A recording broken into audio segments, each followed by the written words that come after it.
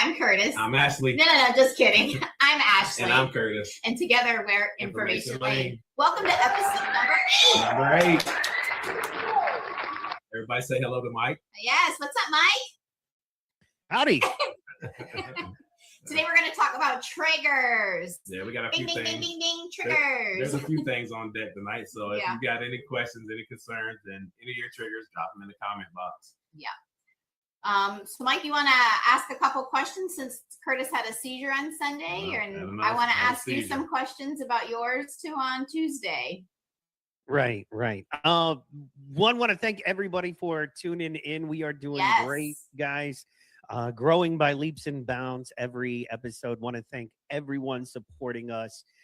That's why we kind of wanted to do this episode in service to our chat and our viewers. Want to put it out there. What are some of your triggers? As we discuss these here tonight, want to talk about what are some of your triggers? What have you found behaviorally that you do that might cause seizures in your life? So we can all be watching out, because we know you've got great information that can help the community at large as well. So, that's right. Dialing in and watching. Also, why don't you drop in that chat right now where you're watching us from? If you're catching us live, that's great. Give us some purple hearts. And if you're not, you can always comment when you watch the replay, #replay. And we're sorry we missed you, but we're glad you're watching. Heck yeah. And if we miss you, what are you doing? It's Monday, 8 Eastern, 8 Central, 7 Eastern. Right. Come on, let's go. You should be here. This is where the conversation's happening. And they will be, because school's going back in session probably in a couple of weeks, at least for us here in South Florida. It goes back August 10th. Amen. So you're going to have nothing to do on a Monday night except watch those kiddos do some homework. Let's go Disney. Well, it even past that, like we were saying, we're growing by leaps and bounds. We are, we are led by God, and He is blessing the endeavor, man. And that is an amazing and beautiful thing. And I'm just so thankful to be a part on so many levels, right? So, once again, thank you all. But yeah, I know, Curtis, me and you both had a couple seizures, and rough. Yeah, this last week, no fun. I say no fun is what I say. Yeah, no fun. I think the funnest part was eating the ice cream. That's what I mean. It's like, hey, seizures are like. That's right. Perfect sound effects. Perfect. Right. Love it. The only thing makes me feel better is Jeremiah's. Let me tell you. There you go. Ice cream. Out here, it's Brahms ice cream. If you're in Texas, Arkansas, Oklahoma, you'll know. But yeah, which I actually went hard on day after the seizure. So anyway, might as well indulge. That's right. Indulge. Do what feels good. But actually, speaking of diet, something that is interesting. I don't know if you know this, but the keto diet was something that was created for epileptics, right? Yeah. And that is because a lot of seizures they feel can be possibly triggered by diet. And that's a great place to start. For instance, I know for me, seed oils are a big trigger. I can't tell you why. I wish I could tell you why. But I know that when I eat foods with high amounts of seed oils, that's why I've switched. I use olive oil and, and coconut oil when I cook at home. What about olive oil? Are you okay with olive oil? I mean, not olive oil, avocado oil. Yeah, good with avocado oil. Okay. Those it's your Wessons, your classic, your grease, basically your fried grease, which I love, and I can have in moderation. In that, if I go out, I can have you know what I mean. I go out, I can have an order of French fries or something here and there. But at the end of the day, there's just something about high concentrate of seed oils in foods that tend to cause seizures or trigger seizures in me. So that's one of those lesser known. I know a lot of us experience lack of sleep, stress, things of that nature. Curtis just found out that one of his is acid reflux or heartburn. If I know you're supposed to be, and this isn't just in the epileptic world, everybody should be eating 2 to 3 hours before bed so your body has time to digest it. Sometimes with the rigorous schedule that we have, it's not always possible. So Curtis's, I think, was because he had acid reflux and he tried to lay down. The heartburn was just too much, and it was trying to. When he woke up from the seizure, he didn't even think he had one. He's like, I really, truly think I just was having heartburn. Well, for me, it was like one of those laugh now, cry later moments because we were trying to figure out what we were going to eat all day. Let me just tell you, all day. And it's a chore because we like this one. Who else suffers from that? Oh, man. What to eat. That's right. That's the stressful part of the day. What we did, we went to this local restaurant, Flanagan's. We love going there. The best burgers on the planet. So I got a burger. It's like 9 o'clock, 10-ounce burger. And I inhaled this thing. I was so hungry. And little did I know that I was going right to sleep when I got home. So throughout the night, I had heartburn. I mean, so bad. And it actually was so bad that it came out of my nose and I was choking in my sleep. And from the fact that I was choking in my sleep, it caused his body to go in stress as I was suffocating. And that's why I had my seizure. So for me, eating late is now a no-go. So this is just trial and error because we're barely into this for a year. September 1st will be our 1 year. So again, this is trial and error, and Information Lane wants to give this information out to the public because if this is something maybe you've experienced, you can relate and know, oh, wow, I didn't realize that it was that. You know, I've always eaten late at night and type of things. Curtis has right frontal lobe epilepsy, so he's prone to nocturnal seizures. He's had 3 other types, but he's prone to the nocturnal seizures. So having the acid reflux and the heartburn, he now knows that there's some things that need to change in his diet as far as eating. And if he's going to eat, it's not eat a 10-ounce burger an hour before bed. And I love burgers. I ain't gonna lie to you. And pizza. Can you tell? But yeah. But for me, it's discipline. I have to be more disciplined.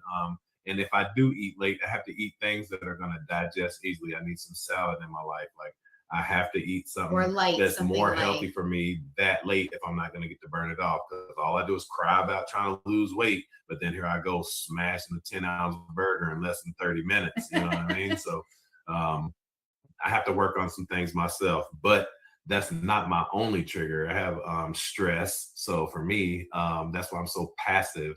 Is I cannot let stress get to me. Even though the world's packed with it, stress is one of my triggers. And also sleep deprivation, hydration. Whoever thought that you would have to drink electrolytes every day, all day, when you're just out hanging out, kicking it, you don't think about, oh, I got to replace my electrolytes, but they are crucial. And let me tell you, I had to find out how crucial they were when I got epilepsy. So that part is drink electrolytes. I mean, literally get some electrolytes in your blood. And not even if you're working outside, anybody, any epileptic, because here's the other flip side of all of this is the medicines drain a lot of your natural things. Like some of them, deplete your sodium. So if you're not eating stuff with high in sodium or taking Celtic salt or things like that, you need to be drinking electrolyte packet at least once or twice a day. It took us a while to find the right one that Curtis likes. He works in the sun. So before he had thought, I'm drinking a Gatorade during the day. And it's not working because it's got so much sugar in it. Right. So what we did is we switched to the packets, and now it's a Kool-Aid. It's perfect. It doesn't taste like salt. It's not horrible. It's one of those you can drink it every day and not know that it was an electrolyte. Right. But, and then there's other ones. There's other brands out there. We've tried a lot of them. We've tried Liquid IV is good. Liquid IV. They make a like a push pop one. It's like firecracker or something. He likes that one. And we've also tried the LMNT, which was highly recommended to us from a lot of people. But Curtis just couldn't do it because it was way too salty for him. Right.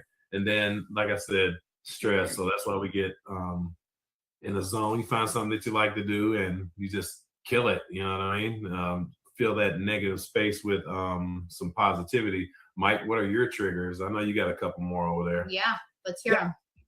A ton, but before we get into that, just real fast, that's what I want to get into is your stress management, right? Because a lot of us say, if I was a big 6'2" muscled up brother who, you know what I mean, didn't have to take nothing from nobody, you know what I mean? You know what I'm saying? Who worked heavy equipment for a living and people listened to me when I spoke.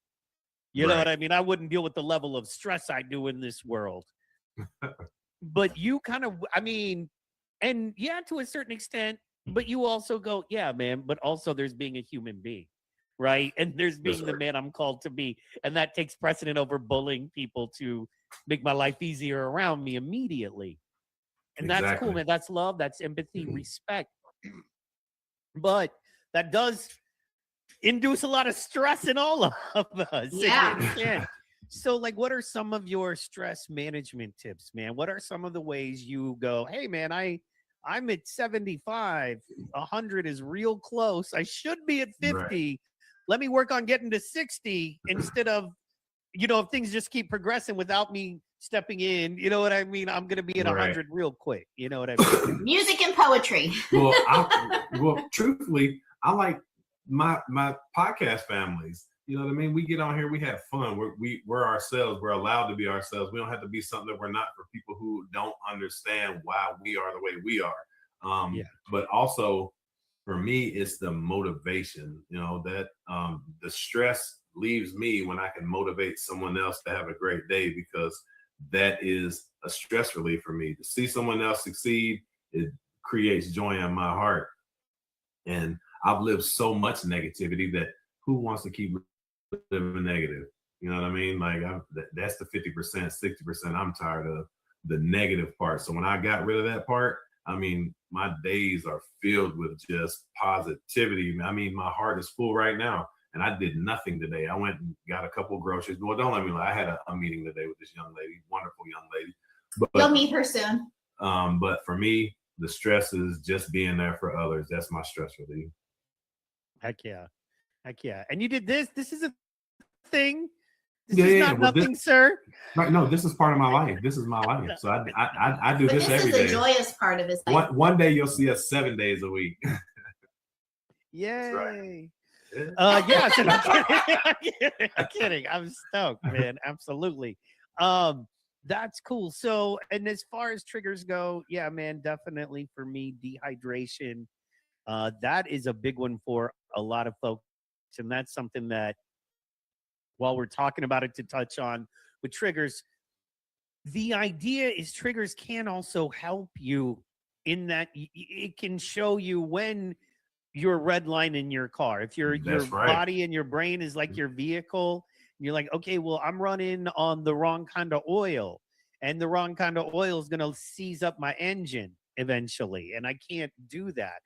I need to know if I've got a dirty, air filter, and I need to replace that.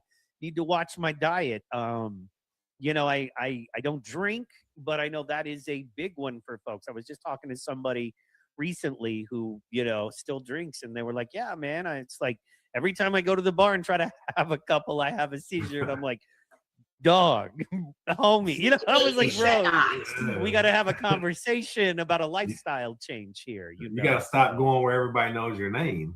Well, that's why we podcast, That's right, I mean, that's the whole point, is to provide that atmosphere for folks, in my opinion, and the great thing is I don't even have to put on shoes. I'm not wearing shoes right now. It's great. Me either. So. I just took mine off.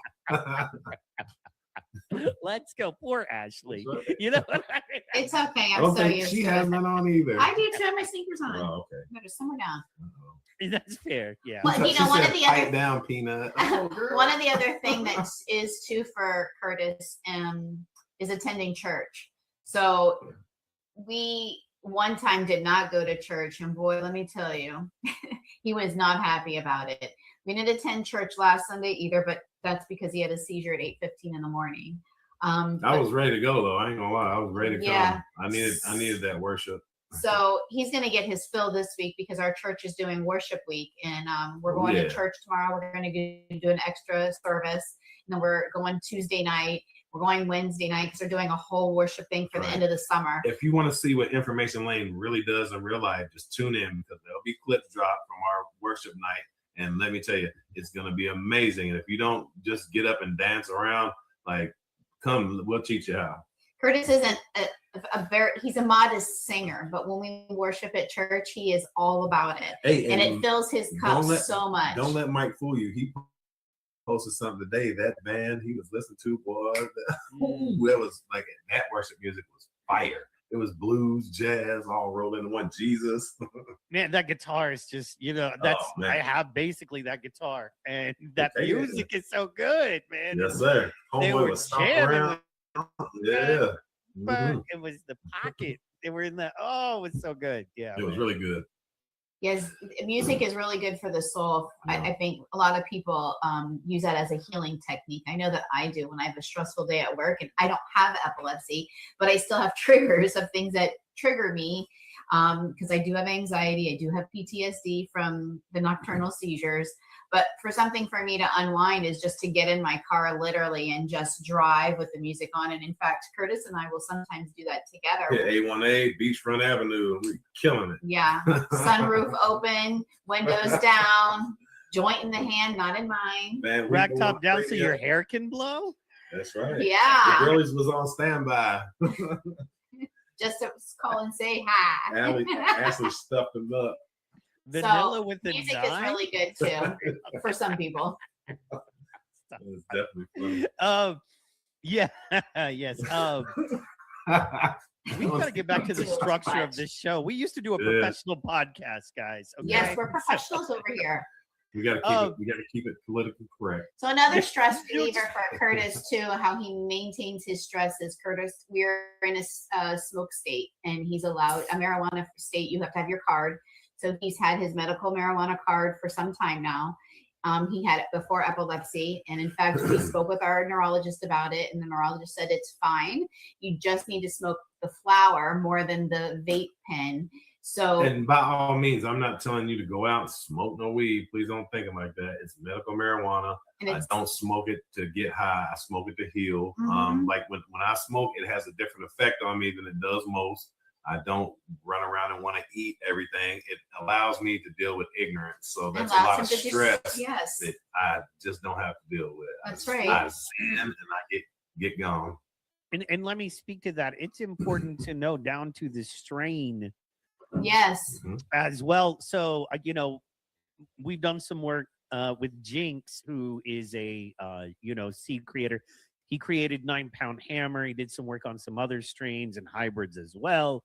Right. And he himself is an epileptic and has seizures. And he created 9 Pound Hammer, just like Girl Scout cookies. There are some strains that are, and the whole point of 9 Pound Hammer, that's why they call it that, is because it hits you in the head. It makes you chill.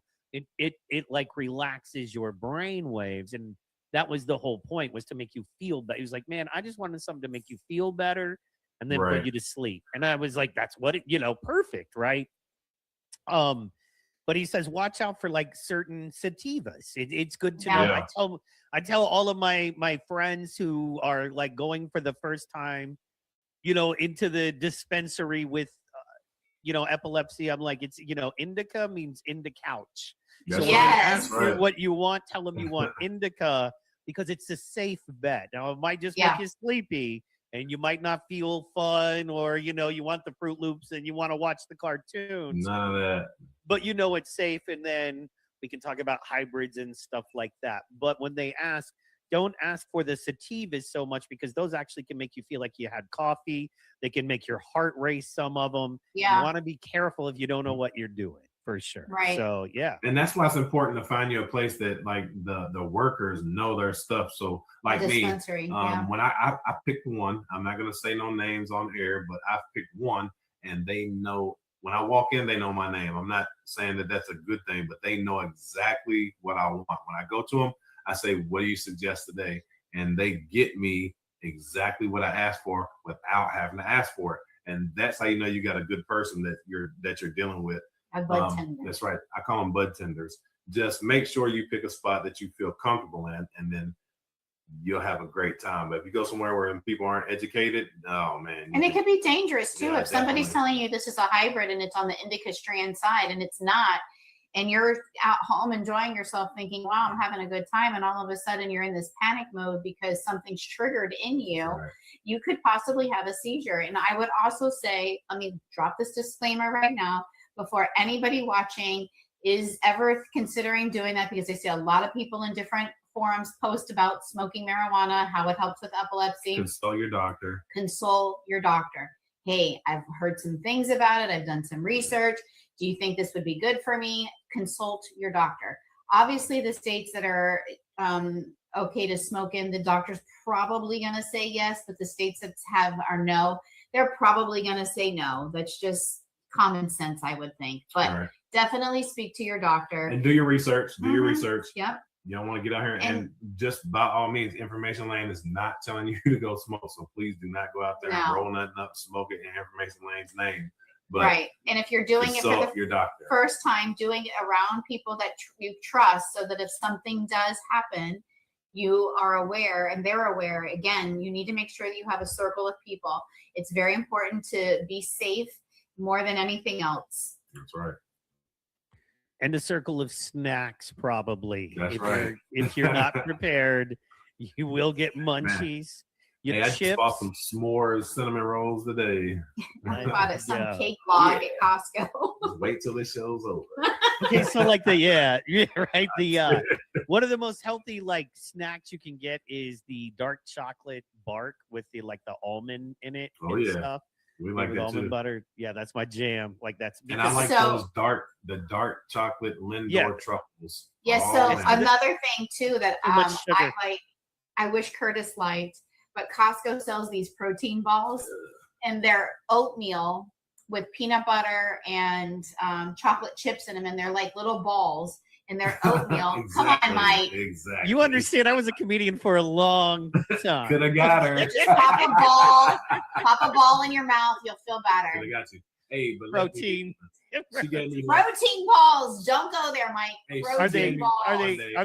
Are they like Chef's salty chocolate balls? No. It was like one handful of dry crackers. You put it in your mouth, take a bite of it, all the spit in your mouth is gone. No. Anybody that's tried the protein balls from Costco's meaty chocolate salty protein balls. Yeah. And that's fine. Good for her, I say. That's good. Just not on my palate. No. They are a bit dry, but you're chewing it, you're swallowing it, and when the juices get flowing, All right, back to the podcast. And in moderation. The Dove dark chocolate is full of antioxidants. Now that's some good stuff. It says that on the pack, but I think they just say that so you'll buy it. Selling points. Helps the blood. Yes. I will say, rule of thumb: the less ingredients, the better. Right? Yes. So whenever you're getting anything, the less things natural, they have, organic stuff. Right. Yeah. Yeah. That's a huge thing. A lot of people don't realize. I was going to mention this earlier. We were talking about the list of you said seed oils and all of those things. That's why it's important to keep a journal. I know sometimes it's a pain. There are so many different apps out there for people with epilepsy. And you can just, even if you don't want to use an epileptic app, there's so many food journaling things out there, but I would highly recommend, if you don't know what your triggers are yet, to start journaling that, because you might see a pattern every time you have that cup of coffee in the morning. It's something that may have triggered you, or you switch from French vanilla and now you're having hazelnut. But she had some this morning. So it could just be something as simple as switching from one product to the next. So it's very important to journal these types of things. It helps you navigate your triggers. And in this way, when you go to the doctor, you have more information. And in a healthy diet, everybody needs that, really.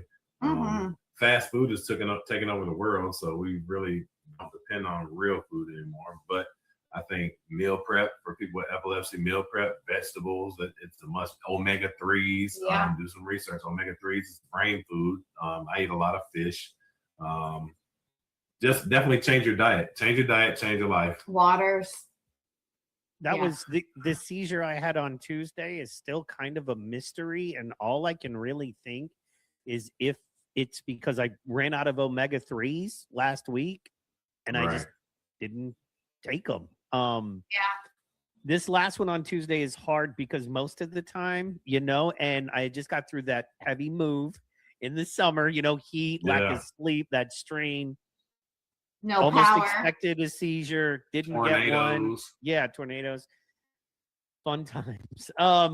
Almost expected a seizure, didn't get one. And then we get here, kind of get everything back in the groove, and bam, have a heavy one. And I'm still all I can think legitimately is I ran out of, omega-3s last week and just didn't go to the store and grab more O3, which, as long as I got my real meds and stuff, it's like it's a supplement. Right. Literally, I'm still kind of at a loss for this one. And those are the least fun ones to me. Yeah, I think that's in a way, that's the most disheartening part. I mean, I know that when Curtis woke up on Sunday from he was insistent he did not have a seizure. It was insistent that it was heartburn. And so that's why it's very important, because this one too came out of nowhere. He's been good for just about 6 months. And so it truly came out of nowhere. And so same thing, Mike, we were just like, what? And then, we started talking to other people and realized it probably could have just been the heartburn, him gagging in his sleep. And because he had tossed and turned, he suffers from sleep depression. So we just think that that's what had happened, was he truly didn't get the sleep that he was supposed to have gotten. And he was choking in his sleep with this heartburn. I mean, I feel like almost if he were to go to the bathroom, and I hate to even say this, if he were to stick his finger down his throat just to get it out, he may not have had one. But, we're not doctors and we're not scientists either. So, and definitely one thing we didn't do, we didn't sit back and just like, oh, I had another seizure. Same thing with Mike. We didn't sit back and just, we had another seizure. He got back up, went right back to work. I got up the next day and worked in the heat for 12 hours, what I mean? So failure is not an option, so I think for me, it's powerful for you to be able to look at your demons in his face and then conquer it. You know what I mean? It's hard, of course. Nothing's easy in life. Anything worth something will never be easy. So I think that's why this mission, this thing that we got going on here is going to change lives across the world. And it starts with just talking about your issues, about talking about your triggers, tell people in your circle about it. And that always goes back to your seizure action plan. Of course, everybody needs to have one, especially adults, not just kids. Yeah, it's not just kids. Adults, you need one too.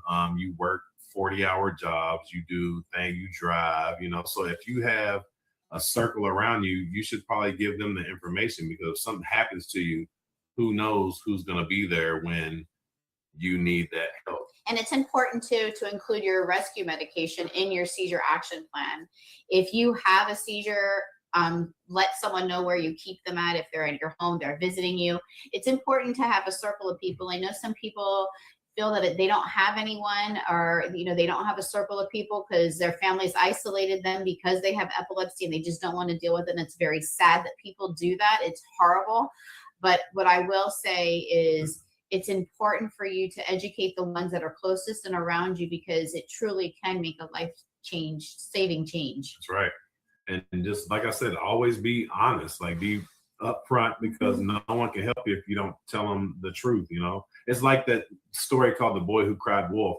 He cried wolf and cried wolf and cried wolf until the people stopped believing in him. And then one day the wolf got him, and you don't want epilepsy to be the wolf.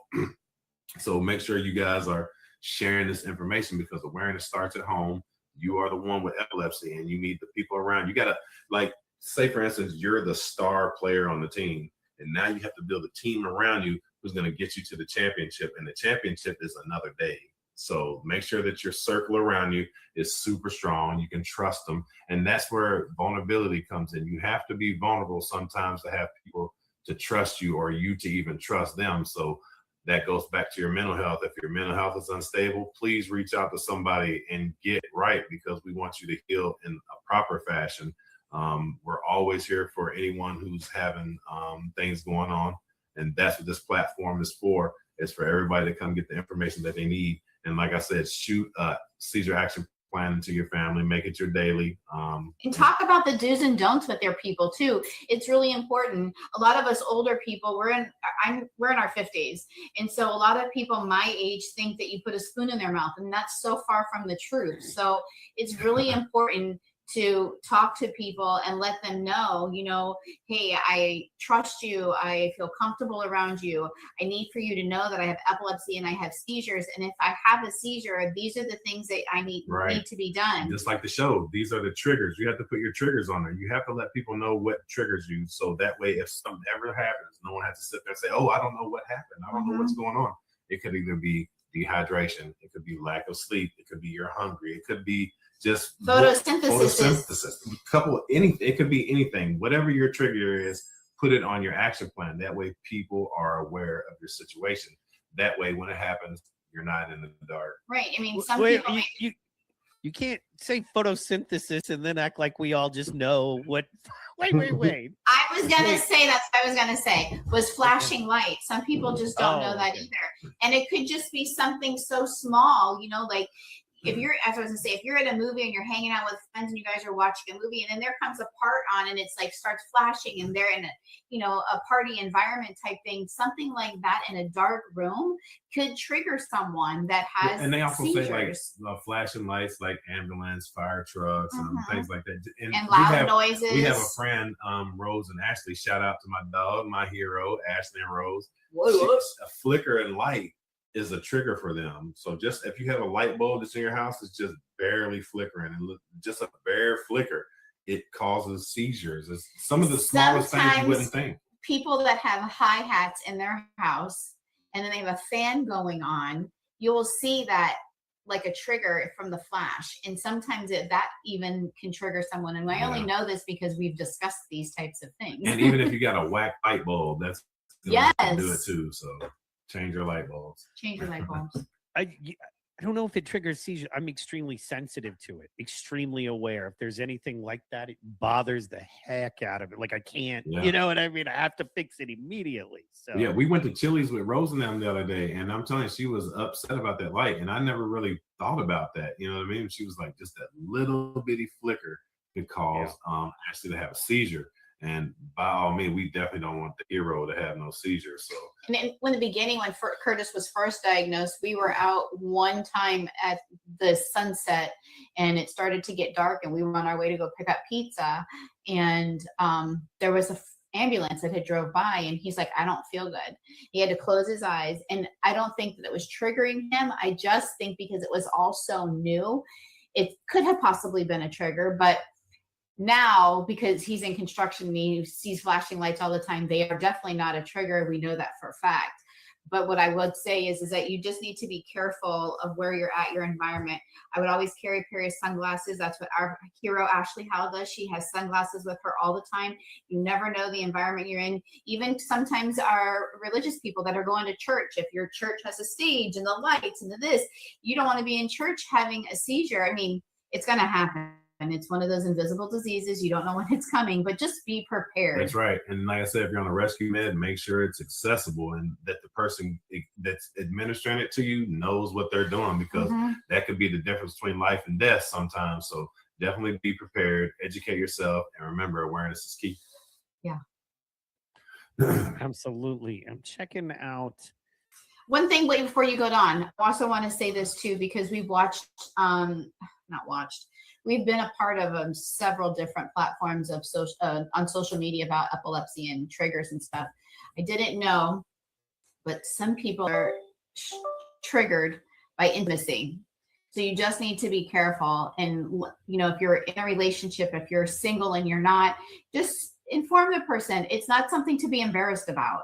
So, and it's just because there's a rush of endorphins that go to the brain, and sometimes that's something that would stimulate. And not trying to scare anybody from being intimate with their partner either. It's just knowledge. And it's the same thing with menopause. You know, you'll be ready to, you know, do the fandango, and next thing you know, oh no, well, no, it's not. I have to be warmed up.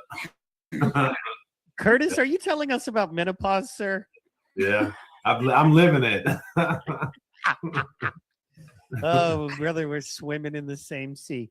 All right, so right here. Like an old 60s Chevy, you know? It takes a minute to rub it up. I wouldn't have it any other way. Yeah. Some numbers here. Okay. Sock it to me. All right, so after 2 or more unprovoked seizures, the risk of further reoccurrences increases significantly. Approximately 70 to 75% of patients with 2 or 3 unprovoked seizures, which, you know, can happen within the course of, 2 or 3 months. For some of us, 2 or 3 days. You know, for some of us, 2 or 3 years, for that matter. will have further seizures within 4 years. Specifically, the risk of a third seizure is 73%, and the fourth, 76% for those who have already had 2 or 3 seizures, respectively. Right. And then impact of treatment, something important as well. Anti-seizure medication can reduce the risk of reoccurrence after a first seizure by approximately half. Right. However, long-term studies indicate that while immediate treatment lowers short-term reoccurrence risk, it does not necessarily improve the likelihood of long-term seizure freedom, remission compared to waiting for a second seizure before treating. So all of this is very interesting, right? So would you lower your immediate risk by half, or would you wait till you had a second and then treat seizures? So I don't think I want to wait for the second one to get treatment. I think we had to go with that very first one. We had to figure this out. And unfortunately, though, a lot of neurologists won't give you medication until you have a second one. Until after your second seizure, and that's where we were at. And I had one seizure, and then I was like, "Oh, doc, you trying to jinx me?" And he gives me medicine. I said, and back speaking about the triggers again, I was prescribed medicine before he even knew what my triggers were. I asked him, I said, "What are my triggers?" He didn't know. So that's why it's crucial that you get a neurologist that knows what they're doing, an epileptologist, somebody that knows exactly what's going on with epilepsy. Because a neurologist can tell you anything, but an epileptologist can tell you everything that you need to know about epilepsy, and that's the difference. So that's the education we had to learn. We didn't know that. You just can't go to any doctor. Shout out Dr. Espinoza. Yeah, and Dr. Cavalier. Those are our 2 doctors that we go to. But I also want to say there's so many neurologists out there, and neurologists study so many different things. So it's the brain, but they also study, muscles, and there's just so many things. But my point is advocate for yourself. You know your body more than anybody else. If your doctor is giving you medicine, wants to increase your medicine, and you're not sure that you need to be there, or wants to wean you off of something, and you're not sure you want to be there, listen to your body. We found 2 doctors, Dr. Espinoza. We found Dr. Espinoza through the Epilepsy Alliance. They were a godsend. They found this doctor for us, and he was able to tell Curtis what his triggers were, what type of epilepsy he had, and where the TBI brain damage was at, because we had showed another neurologist his MRI, and he's like, everything looks fine. Yeah, and it was not. Anything. It was false hope. So, but it's also discouraging, because when you're having seizures and they're doing test after test, and you're feeling like a guinea pig, and you're not getting results of why I'm having these seizures, we were fortunate enough to find out in the very beginning why he was having these seizures. So with that being said, we ended up going to, because Curtis got insurance, so we were able to go to one off of our plan, and I researched a bunch of different ones. And our current neurologist is very kind. He speaks, he does not rush us. We ask hundreds of questions. It's important to find someone that will listen to you, and it's important to find, like, for instance, what I was going to say was Curtis has sleep apnea, and I knew that because he was sleeping. We did a sleep study before the sleep study. That's why. But he would do that gasping and his breathing at night, and he would hold his breath for a minute, and then he would let it out. And he did that all night. And I'm like, there's no way this man is getting rest. Like, there's just no way. So once he was diagnosed and we went through all the procedures, we asked the doctor, and he does sleep studies. So he specializes in epilepsy, and he's a sleep study specialist. So that worked in our favor, because him knowing how to treat sleep apnea has been a godsend, and it's definitely helped Curtis. And that's also part of that weight loss I was talking about, because he says sometimes when you're overweight, that sleep apnea is way worse than it should be. And then as you progressively lose the weight, sleep apnea eventually goes away. Now, I'm not saying that the mask is coming off everyone, but for those who have opportunity, please just change your diet, man. It's rough getting no sleep at night and then getting up and working a full day and having epilepsy, a grandkid, and hobbies, and just live life. One of the things we talked to the doctor about, because Curtis is on lamotrigine, And one of the side effects of that is he has no appetite whatsoever. So I almost have to force him to eat almost every day. I pack his lunch. He sometimes eats, he sometimes doesn't. And the same thing with dinner. He sometimes will eat and sometimes he won't. So he's like, I just don't understand how I'm gaining weight or how I'm not losing weight when I don't eat as much as I used to.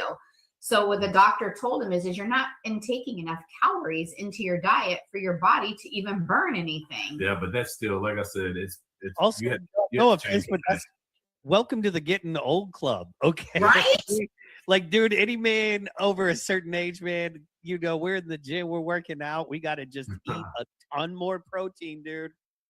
Like, welcome to it. You know what I mean? Right. Our body wants to just slow down the burn, slow down. Even though you don't want to take the vitamins. Wait, dude. Once we like get to menopause, it's so much fun. Dude, we're gonna be hitting the gym. You know what I'm saying? We're gonna be like eating steak every day, bro. That's right. You know what I mean? Filet for everyone. Test. Yeah, I want filet and eggs. We'll be blowing it up, dog. You know what I'm saying? It's gonna filet be great. For everyone. I'll be like, it's gym day, dog. It's leg day, big homie. That's we right. going. Let's go. You know what I'm saying? Get them reps in. Yeah. So don't worry, too. I understand it's frustrating, and I understand the medicine does not help. It's my hair, dude. We're not even gonna get into it. But too, they say the lamotrigine makes you lose hair, man. I'm not gonna lie to you. I'm definitely. And then also the keto diet. I did keto diet, and my hair would just. I mean, and I have a lot of it, but I wasn't missing any of it. But keto diet too does that to people. So if you're epileptic, you're on a keto diet, and then you're taking medicine, you're got a double whammy. You just got to take care of yourself. That's right. Yeah, well, and you know, I'd rather, you know, dudes are lucky we can shave, man. We can rock the shave. Like Curtis could shave bald and he would look badass right now. You know what I mean? With that beard, if he shaved bald, dude, he'd look so cool. I get more hair on my face than on my head. It's like growing backwards. If I shaved like with what I have now, I'd look like, you know, either sick or a creeper. But if I grew my beard out thick, you know what I mean, and shaved bald, I'd look mean. I grew this beard because Duck Dynasty is my favorite show, and them dudes had some massive beards. Let me tell you. Yeah. Bill Robertson had one of the coolest beards there. It was way down here. It's pepper. It was pepper. Yeah, now it's almost all salt. But you know, speaking of triggers, I wanted to pull this up here. Yeah. This is and stage. There we go. This is common triggers, primary triggers of seizure reoccurrence that are listed. And what we've got here is medication non-adherence. Now it's very interesting because a lot of medication that the doctor will prescribe you for your epilepsy it says right there on the bottle, will cause seizures if you get off of it, right? So very important to stay on your doses. So the single most common cause of breakthrough seizures is missing doses of anti-seizure medication. Studies indicate that 27 to 38% of seizure relapses over a 5-year period are directly attributable to poor adherence. So there is that. But, you know, it's also important to keep in mind that you need to have the right medication for you. I completely understand. A lot of people don't miss medication because they're not caring. It's not important to them. They miss it because it's medication that really impacts them mentally, physically, emotionally. And they're trying to figure out the right balance because their doctor and their medical team hasn't helped them do that yet. Right. So, and you also got to take your meds at the same time. You got to take your meds at the same time. That's how those doses stay at the same rate. Yeah, your levels. If you take one at 8:00 today and you take it tomorrow at 6:00, your levels will be different. So you got to make sure that you're taking your meds the same time, morning and night. And then don't miss any meds. You can't miss any meds. Make sure you're staying on top of that. And then, like Curtis is on lamotrigine, and your doctors will start you out on a small dosage and build you up over time to get to that desired dosage. So if you're in that window, and sometimes it takes 6 to 8 weeks to get to that dosage, you find yourself still having seizures, Do not get discouraged. You will get there at some point because, and it's important to do blood level checks to check your levels on where you're at. But all of the different medications, you can check them and the doctors can tell you you're in that sweet spot of the window. And that sleep deprivation, like Mike's got that pulled up, like that's crucial. Just read it. You know what I mean? For everybody out there who's watching, just check it out. Like the facts don't lie. Like you have to have a plan. You have to take it serious, because if not, you're going to cause yourself to have seizures. And those triggers are you can control those. Like I said, sleep deprivation. Go to bed. You know what I mean? Get you some rest. I know it's hard sometimes, but lay down. You got to. You have to have at least 8 hours of sleep. If you're having issues with sleep apnea, consult your doctor, because he has me going to a dentist to have a special mouthpiece made, just because I don't want to shave my beard to wear the mask. You know what I mean? Because you won't get enough suction. So I'll have a seizure before I sacrifice my beard. What? What? Just saying.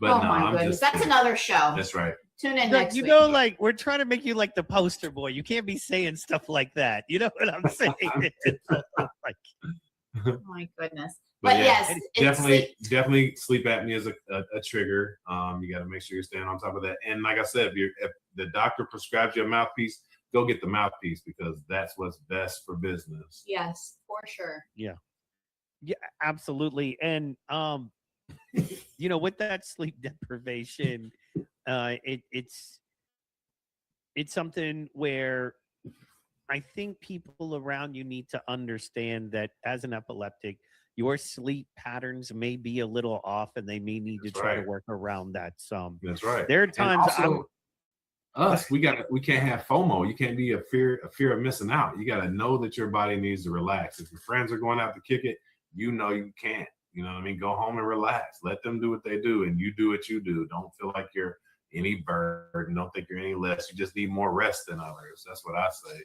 And no screen time right before bed. A lot of people are on their phones and stuff, and your mind that works your brain in different ways you don't even realize it. Some people are like, well, I need my phone to sleep. I'm reading, and this, no lights. No, it's best to either watch TV, turn it off, close your eyes, count sheep, whatever you have to do. I like to listen to fountains or waterfalls. Yeah, like anything running water, like a stream. Like it's ocean, so peaceful. Yeah.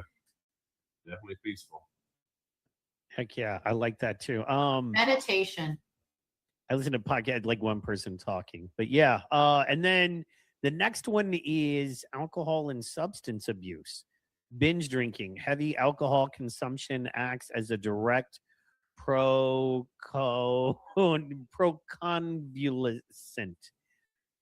Forgive me. Seizures often occur during the withdrawal phase as alcohol is processed out of the brain. It's convalescent. Proconvulsant. Yes. Proconvulsant. Correct. Illegal drugs, substances like cocaine can trigger seizures within seconds to hours. That is absolutely even if you correct. don't have epilepsy, cocaine gonna trigger seizures, so stay away from it. Yeah. Yeah. It's man-made. You do not want it. Only the stuff from the earth, like the green stuff. No man-made illicit drugs. Do not do them. They're not good for you. And that means anybody. Eat the chocolate, not the powder. Yeah, and then they all mess with your drugs. The anti-seizure medications you're taking, a lot of times, for what they are, they're very powerful, right? Because anything that messes with your brain is very powerful in how it changes the way your brain functions. And so that's what these drugs do, literally, is change the way your brain functions. So absolutely steer clear. And then interaction. Alcohol can interfere with the metabolism of anti-seizure drugs, reducing their effectiveness. Absolutely. They'll tell you that with anything from, what do you call it? When you're on, what do you call it? Antibiotics, all the way to anti-seizure medications. So I take medication too, and on my bottles, both they say not to take alcohol. We see that on a bunch of pages too. They say, can you have alcohol, having epilepsy? And that's example right there. You're drinking at your own risk. Is your life worth a shot? Don't you wonder why when you've had a good night, a party, and you wake up in the morning and you're so dehydrated? It's because alcohol dries you out. So alcohol is drying out your brain, and your brain lives in water, and it needs water to survive. Yeah, just like everything else. Water runs the world. And then right here, this one is extremely important too. This is psychological stress and illness, something we didn't bring up that we seldom bring up. And I will tell you, y'all good? What's up? We're good. You're causing me psychological stress and illness No. now. Okay. She got me too. While we were suffering. I was looking to see if there was a dragon under the table. It's good. It's on top of it. Okay, so my point is, and I don't know, Curtis, do you have this? When I get physically ill, I get into really red line seizure territory.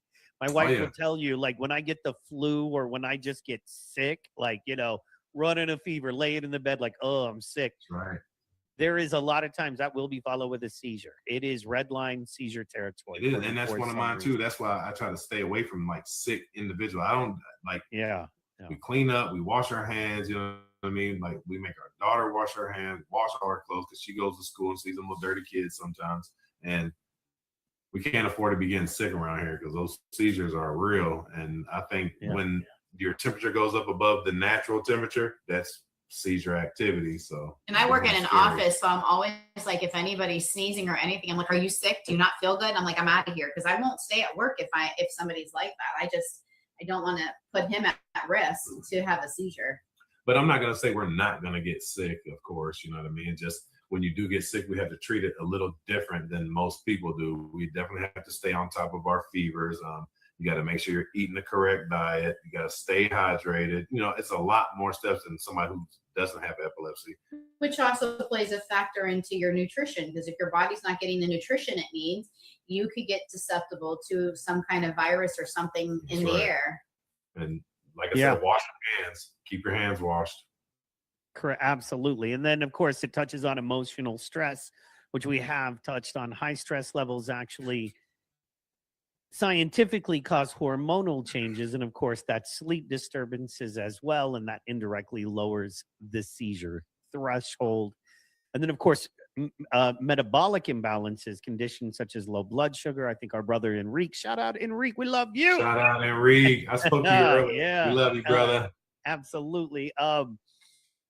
Hypoglycemia, electrolyte disturbances, missed meals also can trigger those events. And then something interesting I never thought of being a dude, but I'm glad I see this and we can put it out here. Approximately 50% of half of all women with epilepsy report an increase in seizure related and seizures related to their menstrual cycle. I'm sorry. And that's very true, because Ashleigh Howe has that issue, which is why I'm not going to put her business out. She's had some surgeries to correct that. But so has Ashleigh Renee. She's around that time. She says her seizures increase. And Heather, when we had Heather on, she mentioned to us too that when Michaela was alive, that she would have those. And when she was pregnant, and all of those hormonal things for women that men don't have to worry about, definitely can increase your seizure activity. Yes, and it says right here, the triggers coincide often with ovulation or the week preceding menstruation due to fluctuations in estrogen and progesterone levels. So yeah, that sucks for y'all. Sorry. Our bad, you know what I mean? So sweet. You're so sweet. It's a full-on assault. It's awful. It sucks for y'all. I hate that. So if there was anything I could do to change that for you, I would. But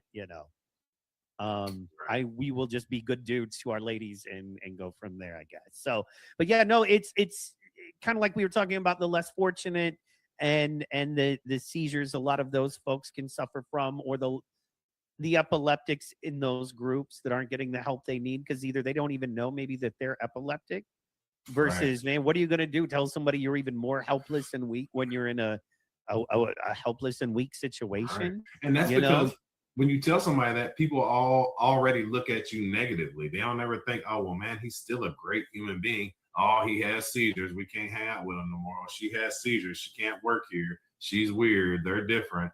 You know what I mean? Like, that's the stigma that we're here to break. The world needs to pay attention that, look, do I look like I have epilepsy? Well, I am what epilepsy looks like. Let me just tell you. Yeah, does Mike look like he has it? He is what epilepsy looks like.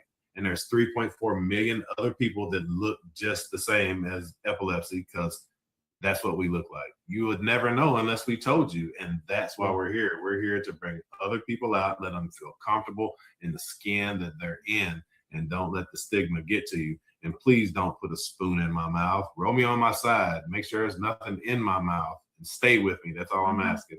Yeah, to be comforting. That's all. I mean, there's not much for me to do when my husband's having a seizure. Like we mentioned, his are nocturnal. So the only thing I can really do is administer his rescue med and make sure he doesn't roll off the bed to hurt himself or injure himself. And that's the most important thing, is to make sure that the person having a seizure is not able to harm themselves. So you want to keep them free of any objects, anything like that. You want to protect their head and make sure they're not picking it up and slamming, because they don't know what they're doing. That's right. And folks out there, don't be ashamed that you have epilepsy. You didn't ask for it. You know what I mean? But we have to live with it.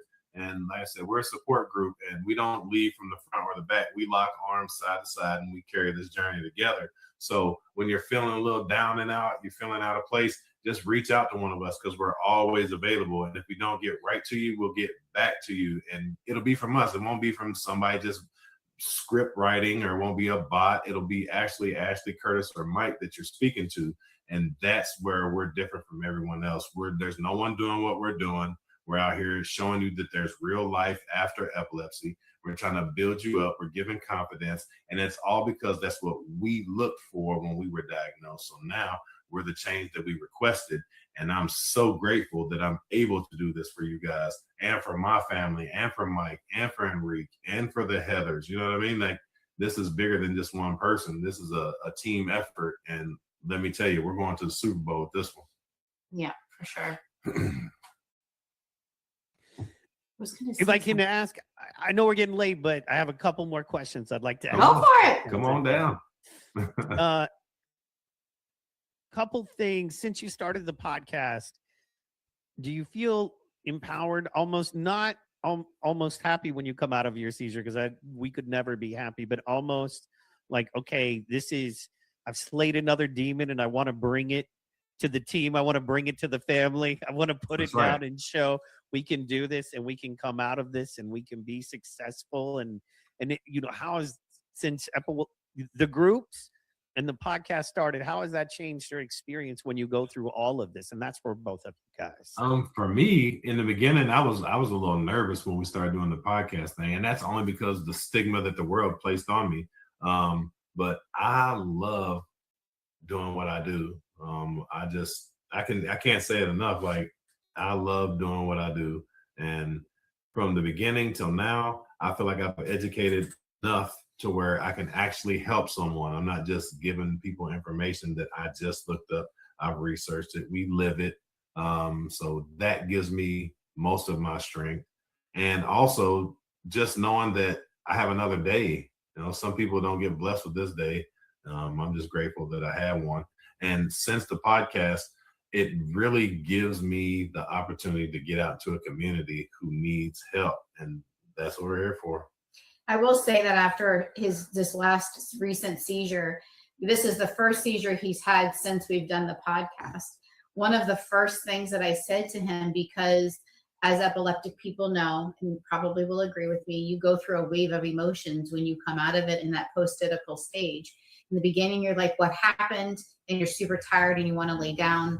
Once you've gotten the rest that you need, you've come back to, and you're still a little confused, but you're trying to figure things out. I always remind Curtis of every single one of you people that are watching that depend on these types of episodes to talk about, and how many lives that we're changing in this world that we don't even know. And just to let people know too, like we said in the beginning, we're human. We're doing the same journey that you're doing. And I was depleted. Don't let me lie to you. I'm sitting here in front of you today, but I was depleted. I had tears coming out of my eyes because I tried so hard to do the things that I was supposed to do. And ultimately, it wasn't anything that I did wrong. It's just my destiny. It's what I'm supposed to be doing. Epilepsy is not, I want to have a seizure today. It gets to pick and choose when the seizure comes. But what I did though, I went out back and I started feeling sorry for myself a little bit. I put a towel over my head, sat on the end of the bench like we just lost game 7. But I had an angel come and spoke to me and said, you got to take can't out of your vocabulary. I was like, I said, that makes a lot of sense. And shout out to Ashleigh Howe.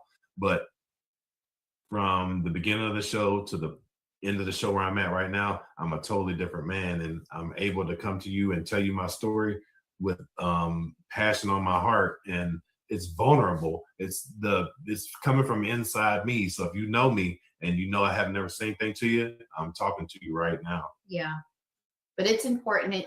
For me, it's almost a blessing that we have this podcast now, because it just reminds Curtis of all of the people that are watching this that depend on these type of episodes, or even just, in some way we're a reality show in everybody's home. When you tune in Monday night at 8:00 and you're watching your favorite reality show, we're there because we are the reality show. You're watching us. We're living the life, and we want you to know we're going through the same things that you're going through. Also, whenever you join our page, I send you a message personally. Every time I post something about epilepsy awareness South Florida or Information Lane or Face the Epilepsy, I always say welcome home. And that's what I mean. I mean, welcome home. You are officially part of the family. When you join or you sign up, you subscribe, you are now a part of a family. It's not like we're going to push you to the side. You are a part of us. You are sitting at the table with us. We might not get to see you every day, but we think about you. We pray for you every day. And I tell you what, this is one of the best families you'll ever join in your life.